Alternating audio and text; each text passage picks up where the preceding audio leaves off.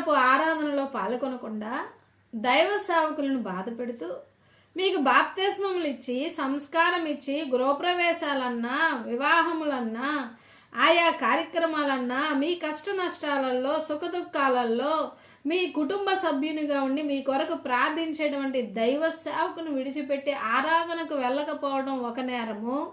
ఇంకా ఒక మెట్టెక్కితే కొంతమంది ఆన్లైన్ ఆరాధన.